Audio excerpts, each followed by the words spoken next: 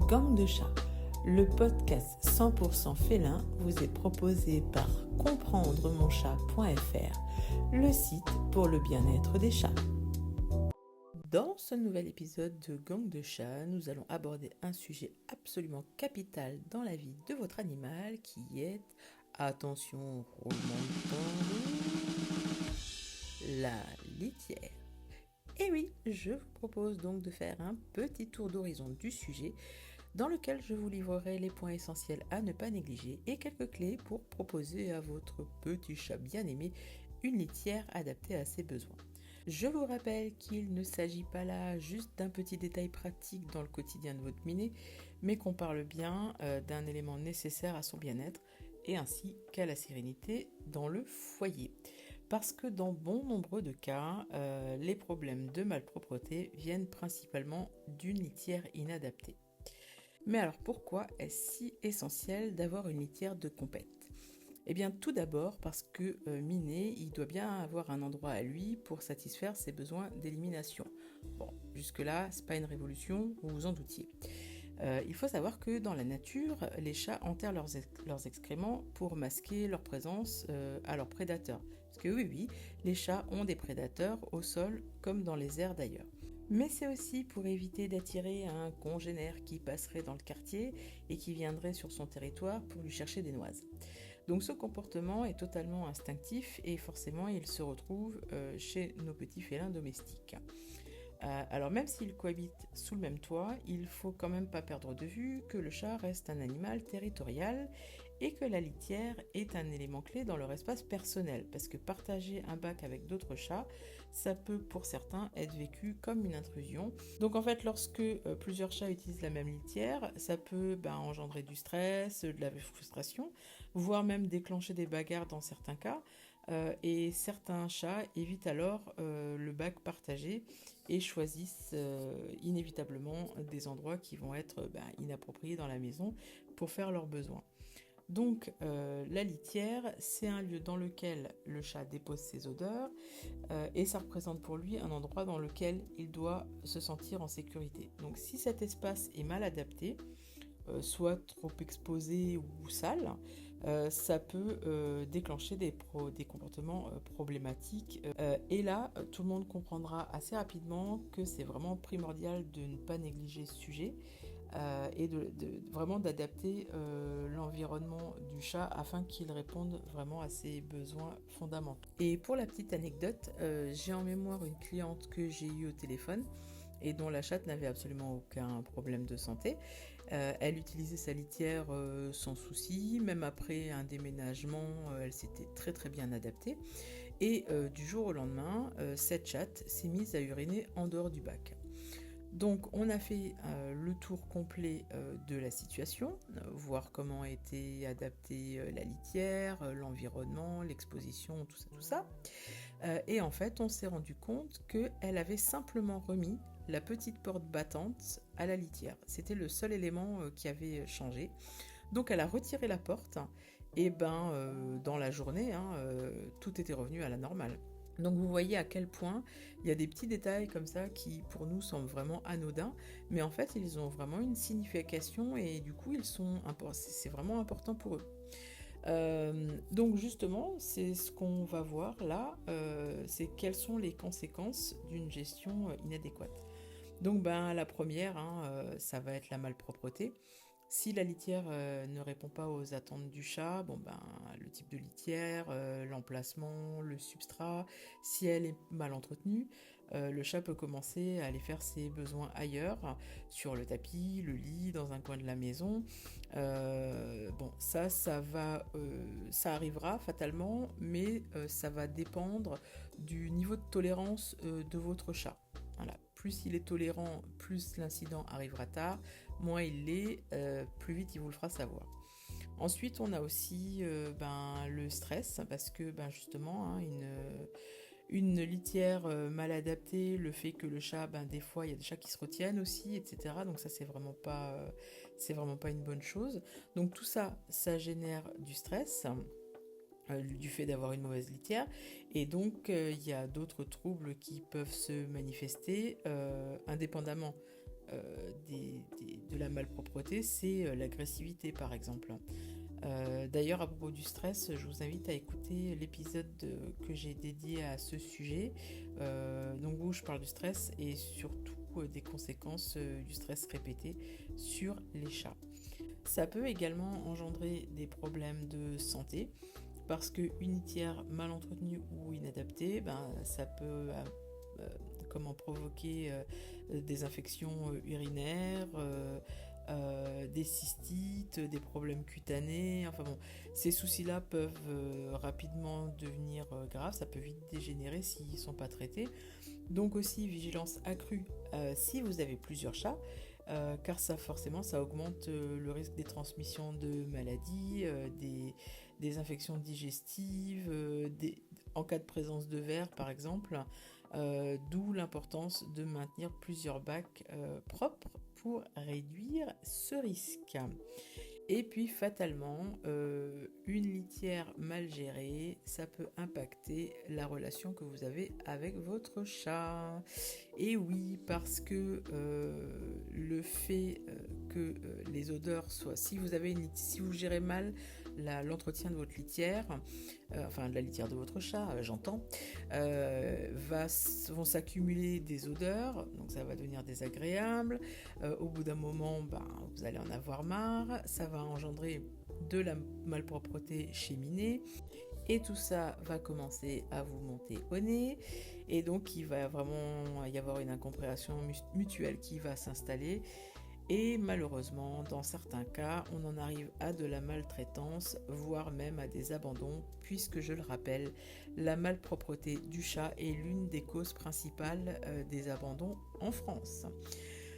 J'en profite donc pour vous rappeler qu'en cas de difficulté, crier, punir, voire même frapper votre chat ne réglera absolument pas le problème.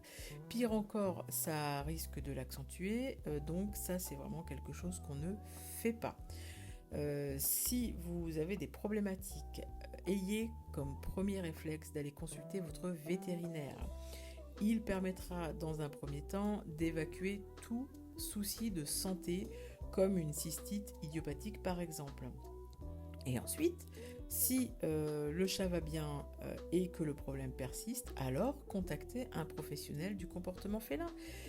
Il vous apportera des solutions et il vous aidera à régler cette situation. Et à l'inverse, une gestion adaptée de la litière, ça va renforcer le confort et le bien-être de votre chat et surtout la confiance qu'il place en vous. Donc forcément, ça va impacter positivement votre relation et ça va contribuer à maintenir une cohabitation sereine entre les congénères et où chacun va trouver son équilibre. Mais alors Audrey, comment c'est-il qu'on fait tout ça ? Ok, alors là, on va partir dans des considérations technico-techniques et pratico-pratiques. Alors prenez des notes et c'est parti, mon kiki. La première question, c'est quelle litière choisir, quel substrat choisir. Alors, aujourd'hui, on trouve vraiment différents types de litières, de l'agglomérante, de la végétale, des pelées, de l'acidiste, de la minérale, etc. Vous en avez de la compostable, d'autres qui se jettent dans les toilettes, enfin bref, il y a vraiment une kyrielle de substrats disponibles. Alors, il semblerait que les chats aient une préférence pour les grains fins. Les substrats qui sont trop gros, vous savez, genre le substrat minéral avec qui a des morceaux avec des petites arêtes qui sont un petit peu coupantes, ça c'est plus inconfortable pour leur coussinet. Il y a des chats qui n'aiment pas du tout, parce que je vous rappelle que votre chat d'appart, il n'a pas les coussinets tannés comme ses confrères errants. Mais bon, là après c'est vraiment à vous de lui faire tester les différents types de substrats. Il y a tout de même un cas particulier qui est le chat persan qui lui a besoin d'un substrat qui fasse le moins de poussière possible du fait de son anatomie qui est particulière, qui le rend vraiment sensible au niveau respiratoire. En revanche, pour tous les chats de France et de Navarre et du monde entier, on abolit les litières odorantes parfumées. Les granulés parfumés, c'est pareil, ceux qu'on trouve en supermarché, odeur litchi, machin, je sais quoi. C'est des produits qui sont totalement inadaptés pour le nez de votre chat. C'est en plus de ça, voilà, c'est vraiment néfaste, hein, donc bon, aucun intérêt. Là, c'est pareil, confère à l'article que j'avais écrit sur l'odorat des chats. Vous en apprendrez sans doute un petit peu plus. Donc, on privilégie toujours un environnement qui soit le plus neutre possible au niveau olfactif. Ensuite arrive la question du choix du bac à litière. Alors là, les recommandations, c'est que le bac soit 1,5 fois supérieur à la taille de votre chat dans sa longueur, pour qu'il ait la place, une fois à l'intérieur, de se retourner sans entrave pour faire ses besoins. Alors personnellement, j'ai des chats de plutôt petits gabarits, mais j'ai quand même pris des bacs jumbo, là vous savez, les XL, pour être tranquille à ce niveau-là. Au moins je sais qu'ils ont l'espace pour faire ce qu'ils ont à faire là-dedans, et tout le monde est content. Pour ce qui est de la profondeur du bac, il est à ajuster en fonction de l'âge de votre chat, de sa condition physique, parce que s'il présente telle et telle pathologie comme de l'arthrose, c'est plus compliqué de grimper dans un bac qui a des bords hauts. Pour un chaton, par exemple, on privilégiera un petit bord, pour un adulte, un bord haut standard, et pour un chat vieillissant, là j'ai presque envie de vous dire peu importe, tant qu'il peut y accéder. À la maison, j'ai des caisses à bord haut, mais avec une entrée basse, vous savez, une espèce d'encoche en fait au niveau sur le devant du bac, pour que Fidji, qui est mon vieux chat et qui a de l'arthrose maintenant, ne soit pas empêché quand il veut y aller. Mais ça, bon, c'est au jugé, hein, c'est à vous de voir en fonction de votre animal. Et puis alors là, évidemment, le fameux dilemme, bac ouvert ou bac fermé. Alors ça, c'est à la préférence du chat, j'ai envie de vous dire, messieurs, dames. Les chats sont des prédateurs, mais dans leur code génétique, il y a aussi inscrit la mention « Je suis une proie ». De ce fait, le moment d'élimination est un moment où ils sont vulnérables. Remarquez, nous aussi, quand on est assis sur les toilettes avec le pantalon sur les chevilles, on est un peu vulnérable, hein. On va pas se mentir. Bon, là, je m'égare. Alors, en général, les chats apprécient de pouvoir surveiller leur environnement. Et c'est d'ailleurs pour ça qu'on en voit régulièrement uriner en sortant, en ayant la tête qui dépasse du bac à litière. D'où l'intérêt d'avoir un bac qui soit semi-fermé. On retire la porte battante, hein, qui est un truc mais alors complètement déconnant. On soulève le capot pour ceux qui en sont dotés. Et là, ça va permettre de répondre à peu près à tous les besoins du chat, tout en étant pratique pour nous, parce que les chats font des marquages urinaires aussi dans leur litière. Et comme l'urine, elle est projetée à l'horizontale, c'est toujours bien d'avoir un arrière fermé, ça aide à pas avoir des marquages sur tout le mur, quoi, parce que forcément c'est aussi plus haut, mais ça c'est pareil, ça dépend de la taille de votre chat. Donc bon, en tout cas, une litière comme ça, je trouve que c'est un bon compromis, mais là aussi, hein, c'est à vous d'observer votre chat et d'ajuster en fonction.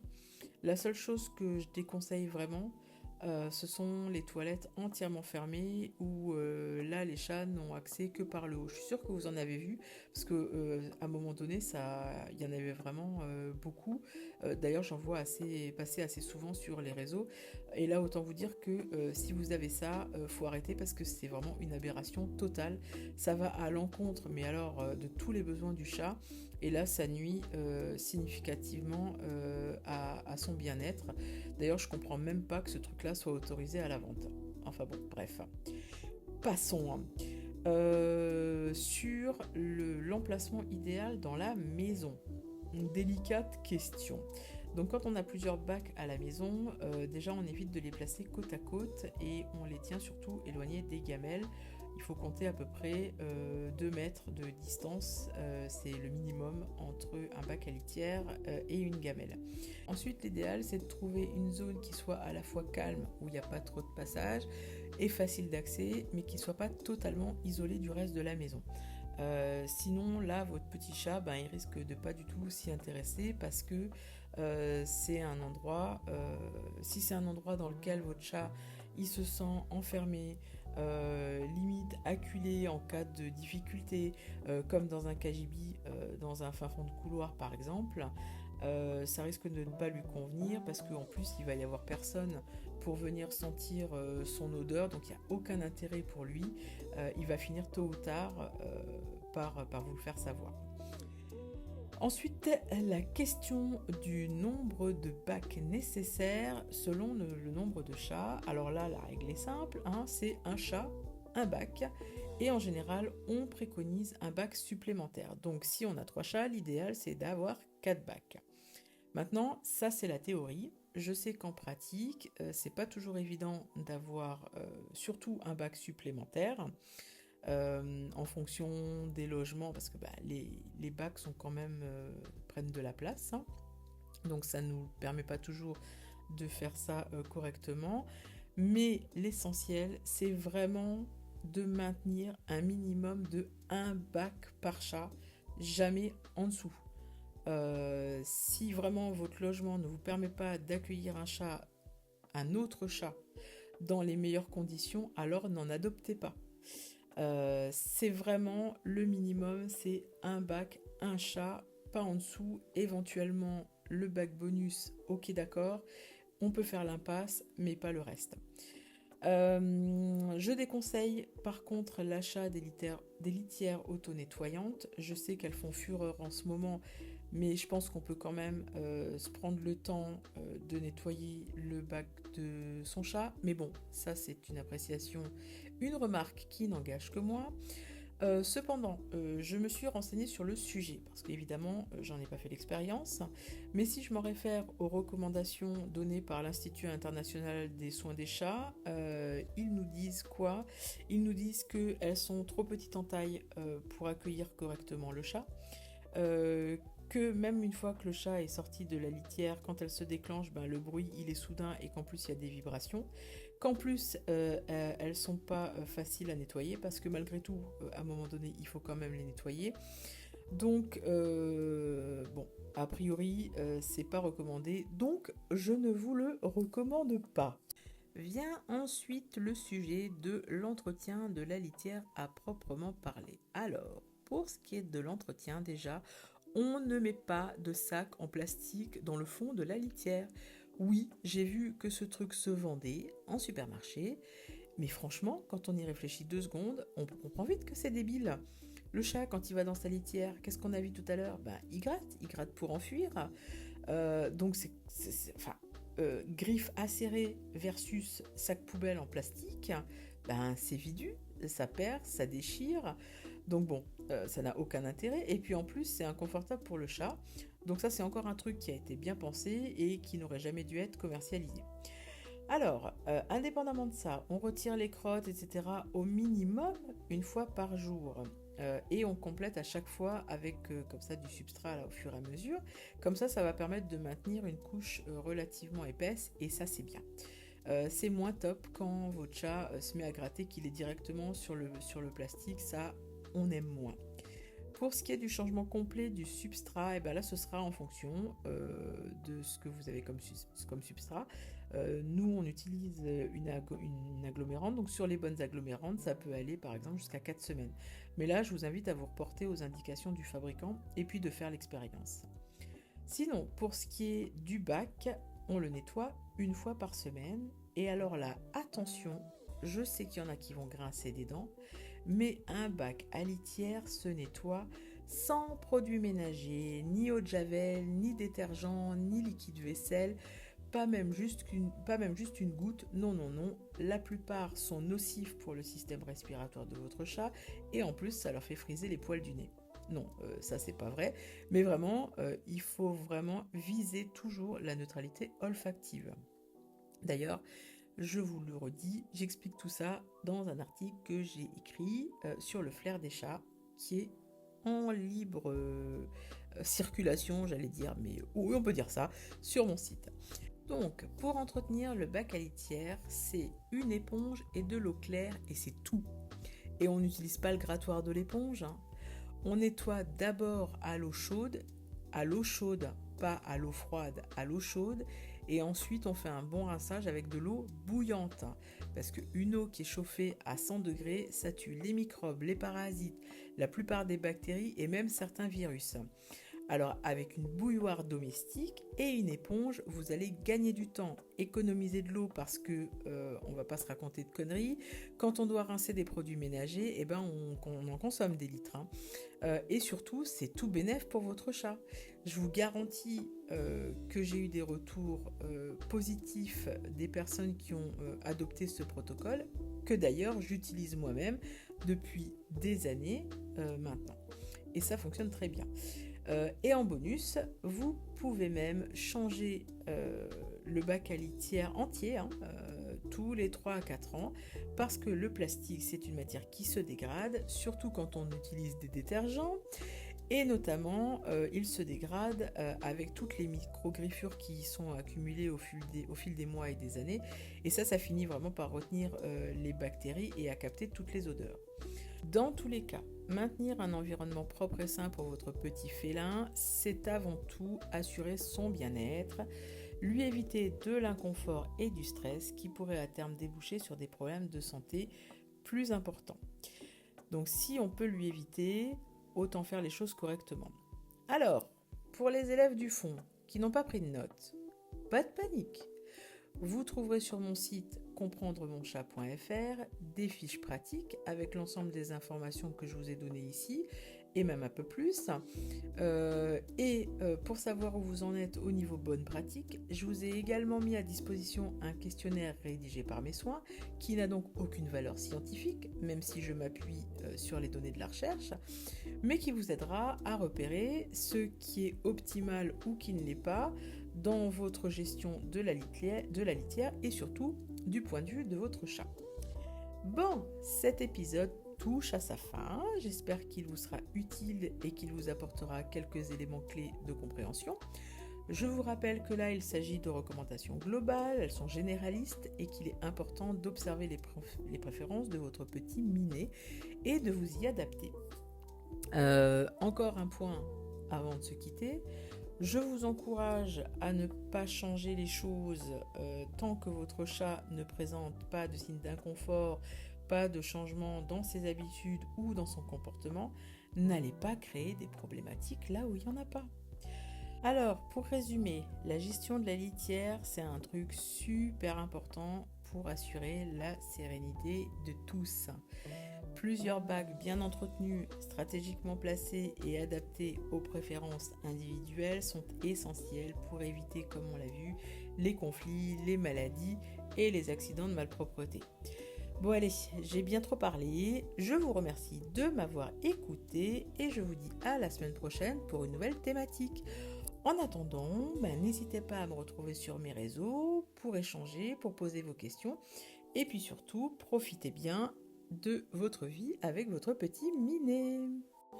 Gang de chats, le podcast 100% félin vous est proposé par comprendremonchat.fr, le site pour le bien-être des chats.